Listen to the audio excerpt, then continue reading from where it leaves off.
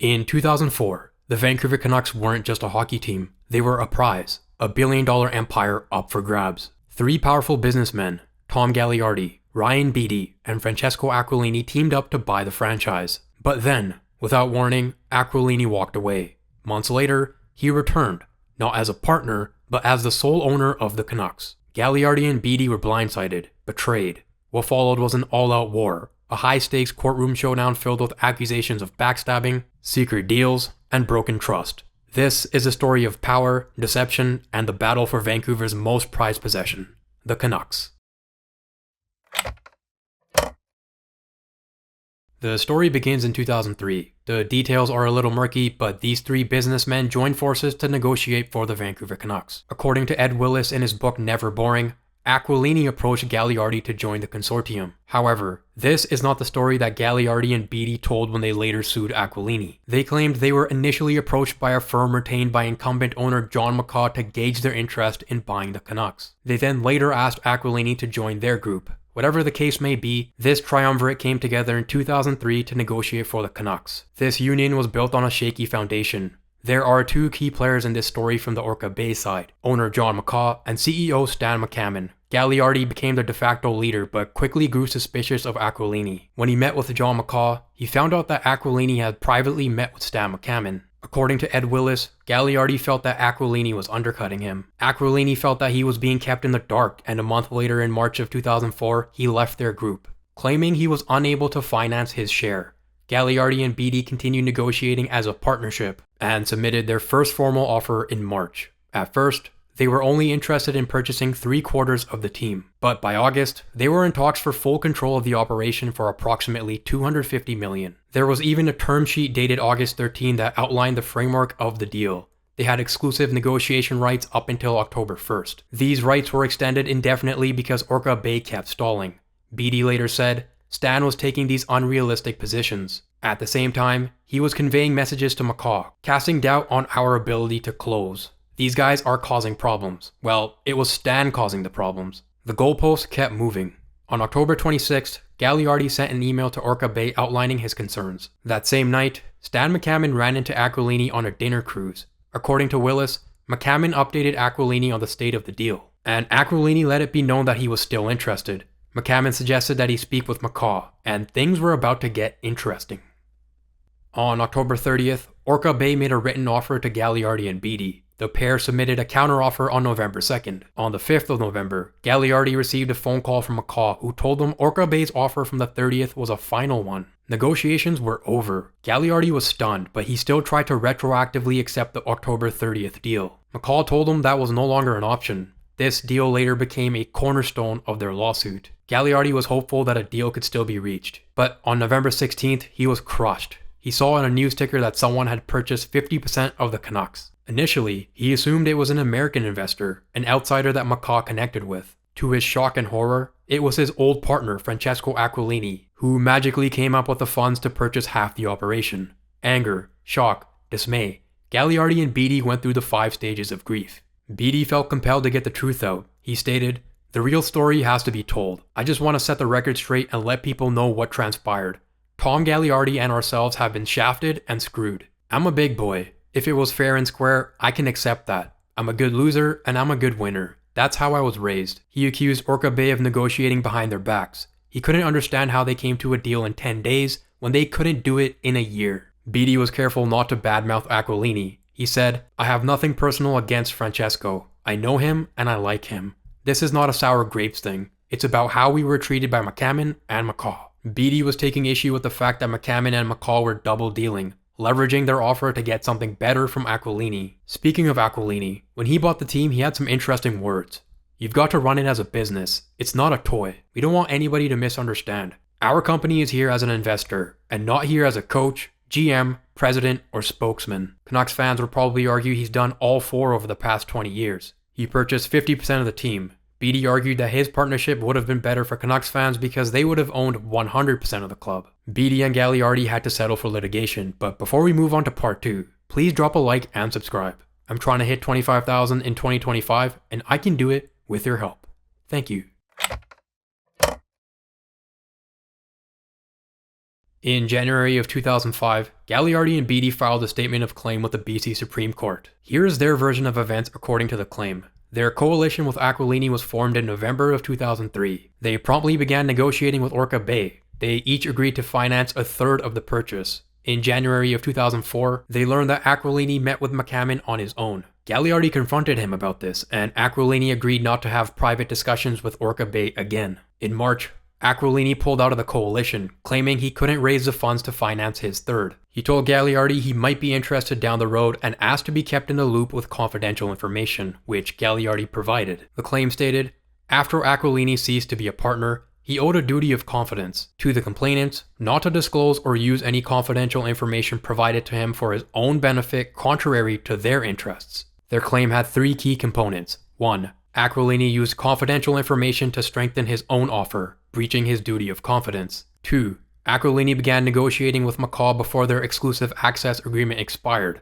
breaching contract. And 3. Aquilini engaged in private discussions with McCaw despite a verbal agreement not to buy the team individually, breaching his fiduciary duty to the pair. These were serious allegations, and the pair was looking for a serious judgment. Not only did they want the judge to overturn Aquilini's purchase, they also wanted her to reinstate Orca Bay's October 30th offer so they can accept it and purchase the team. I'm no legal expert, but that's quite the uphill battle. When Aquilini heard about these claims, he was stunned. He stated, "The charges they've made are completely false. Completely false. I'm prepared to defend myself vigorously, and the facts will speak for themselves. Every story has two sides. Here is Aquilini's. He actually entered into preliminary talks with McCammon in 2001, 2 years before his coalition with Gaglardi and Beedie. The early period of this coalition is when Aquilini claims he got the confidential information. This is the information that helped him purchase the team. Afterwards, he left the coalition, which he referred to as a loose partnership, not because of financing issues, but because of Gaglardi's abrasive personality. Also, Aquilini points out that their partnership was never formal or legal, and when he left that there was no protest. He then claims that he contacted McCaw after he heard the Gaglardi-Beedie deal was off. 48 hours later, they had a deal. Stan McCammon came in and defended the suspicious timeline, stating, "At all times we fully complied with all our legal and ethical obligations, and we dealt with the other party in good faith. We simply failed to reach an agreement with them. We had the full right to begin negotiations with Mr. Aquilini, and we did so." The lines had been drawn in the sand. Both sides took their positions. In civil cases like this, the burden of proof is on the plaintiffs. They needed to prove that they had a legitimate legal agreement that was violated. Aquilini, the defendant, just had to show that he acted in good faith. The gloves were off for a dramatic trial, one that makes Suits look like Sesame Street.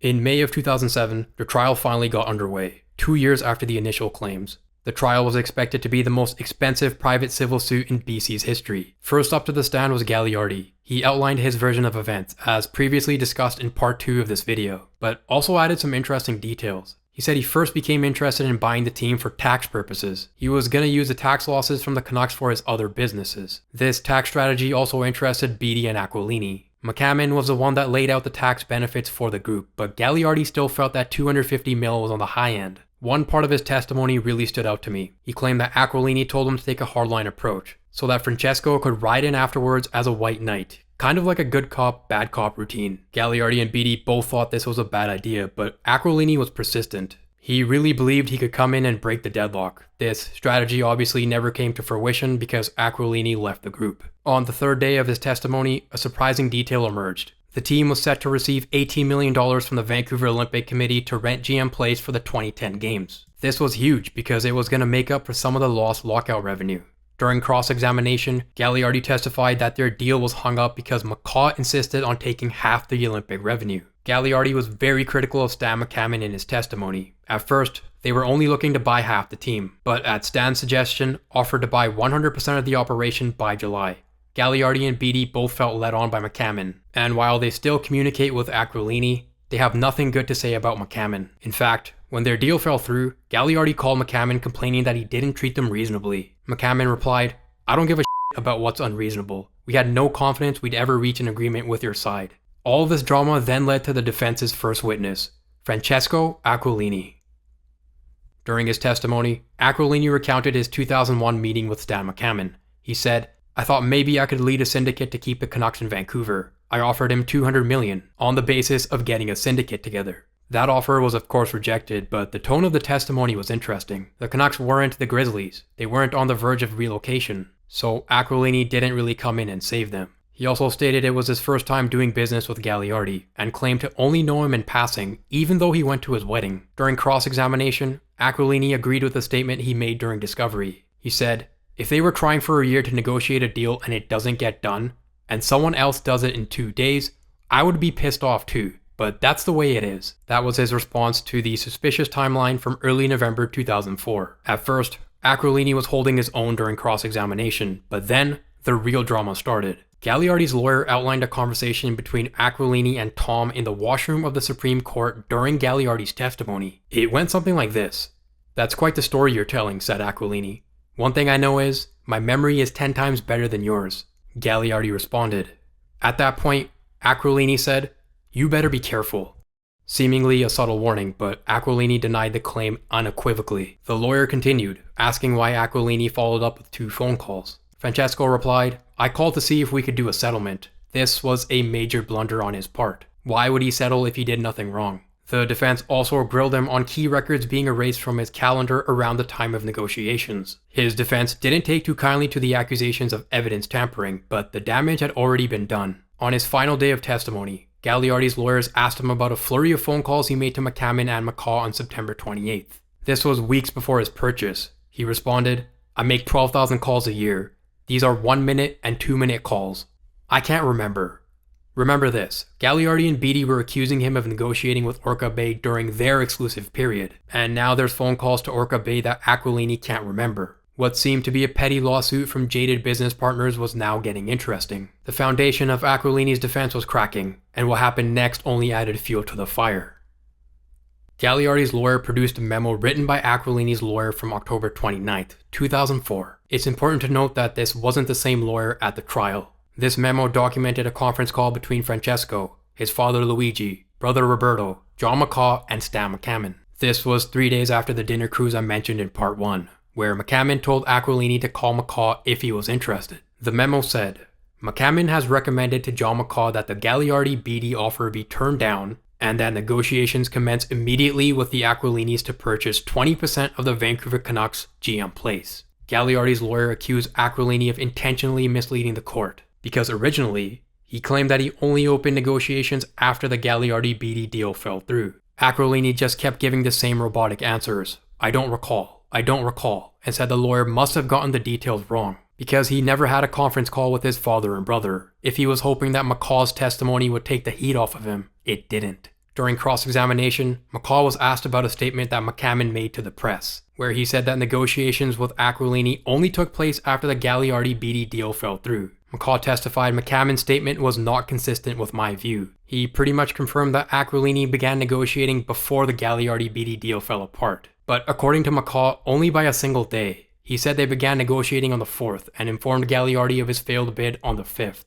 McCaw said nothing about the dinner cruise or the conference call. Outside the courtroom, Aquilini said, "You're only hearing one side today, but I can tell you that we did a fair deal and we're owners of the team, and our closing arguments will reinforce that fact." First, it was Orca Bay's lawyer who stepped up to defend the purchase. He said, "There's not a single piece of documentary evidence suggesting that Mr. Aquilini conveyed confidential information to Orca Bay, or that any information was sent to Orca Bay that would have given it knowledge that it was assisting Mr. Aquilini in a fraudulent scheme." On the final day of closing arguments, Aquilini's star lawyer Howard Chapray went to bat. He focused on the so-called partnership between Gaglardi, Aquilini, and Beedie. He said, "If the parties think they have a legally binding agreement and all they have is an agreement to agree, then they have nothing at all." And he was right. Gaglardi and Beedie didn't produce any legally binding document that proved they had a partnership with Aquilini. Forget the suspicious timeline, the mysterious phone logs, the missing Outlook appointments. This is what the case boiled down to, and the judge ruled in Aquilini's favor. She dismissed the complaints, saying, "I have concluded that the relationship among Gaglardi, Beedie, and Aquilini was not one of partnership or joint venture. The three pursued the acquisition of the Canucks without an agreement as to their respective rights and obligations during the pursuit or the terms of a deal they were ultimately prepared to accept. Each was free to leave the group and pursue the opportunity on his own account without regard to the others. All of the mudslinging and character assassination was irrelevant. Aquilini never had a fiduciary duty to Gaglardi and Beedie, who were now on the hook for his legal fees. At the end of the day, he played his cards close to his chest, and when Gaglardi and Beedie couldn't get the deal done, he swooped in and came away with the prize. Call it whatever you want, but when you're dealing with hundreds of millions of dollars, there are no friends, only sharks. If you enjoyed this video, please like and subscribe. Thanks for watching, and I'll see you next time.